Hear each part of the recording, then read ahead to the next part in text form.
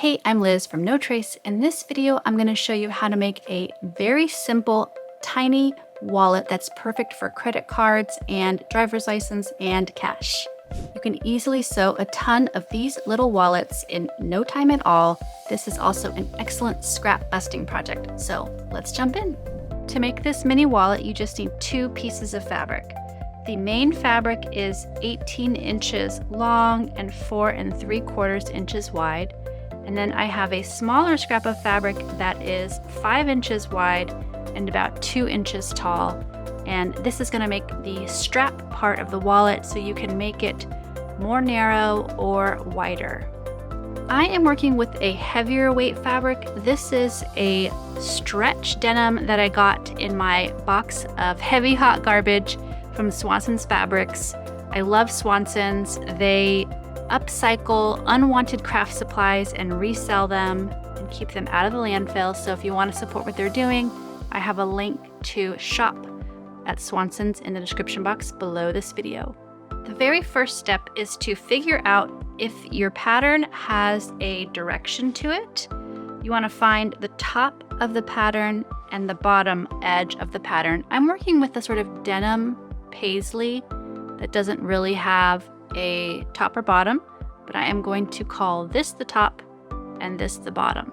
Once the top and bottom are figured out, I'm going to flip the fabric. So now I'm looking at the wrong side, and I'm going to take a moment and I'm going to iron it first in half to create a crease right here in the middle.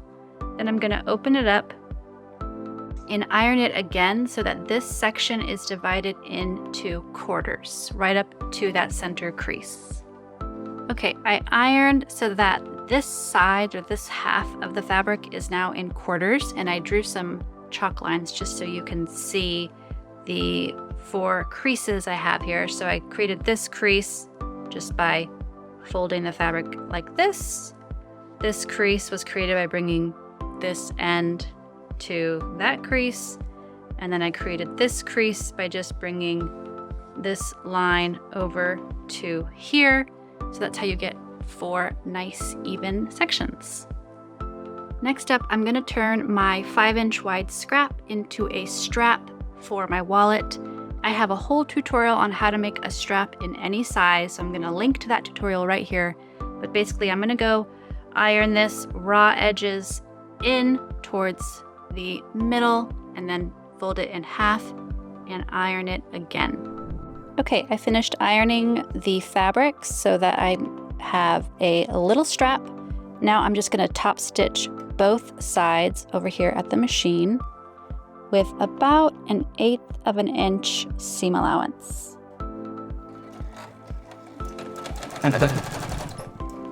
Strap is done. The strap is done, my creases are present, so now there's just 2 simple seams left. What we're going to do is fold these 2 quarters together, and then we're going to flip and fold these 2 quarters together so that this half is folded up to the crease here. We have 2 little folds down at the bottom.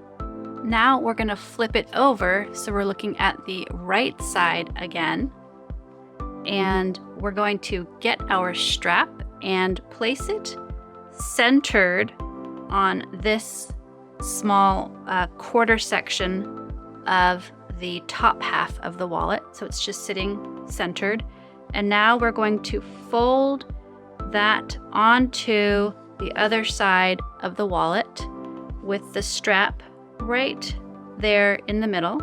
Then we're going to bring the bottom edge of our fabric over to the other side so that our wallet looks like this. And then we want to clip the straps in place, but we want them to actually be flush with the fabric. So the strap is 1/4 of an inch wider than the fabric. So we want that extra width to be in between the layers. So I'm just going to clip that in place like that, and you want to make sure everything is lined up as neatly as possible. So flip it over here tuck that strap in so that you have just a little extra strap on the inside.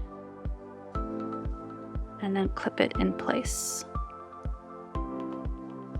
All right, so the wallet looks like this. Next, I'm gonna take it to the machine. I'm just gonna sew with a 1/4 inch seam allowance on this side and this side. I'm not gonna sew here over those folded edges or up here at my top fold. All right, I'm at my machine. I'm going to carefully take my clip off and just sew right down this side with a 1/4 inch seam allowance. I'm gonna make sure to backstitch at the beginning and at the end.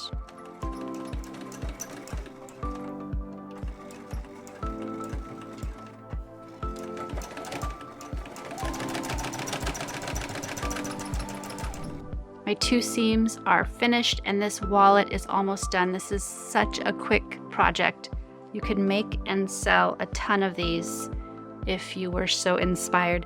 Okay, I'm just gonna trim off the corners from the wallet and a little bit of the excess fabric away from the seam allowance. And as usual, I'm saving my tiny bits for my tiny bits bin. These can be repurposed as stuffing or turned into new fabric using some creative sewing approaches. If you work with all natural fibers, you can also compost your threads and tiny bits of fabric. Now we are ready to turn this thing right side out and just about be done with it. So you want to find the 2 raw edges down here, that's your opening, and reach into the fabric and just flip your wallet right side out. It's almost done. And you're going to want a chopstick or pencil to push those corners out.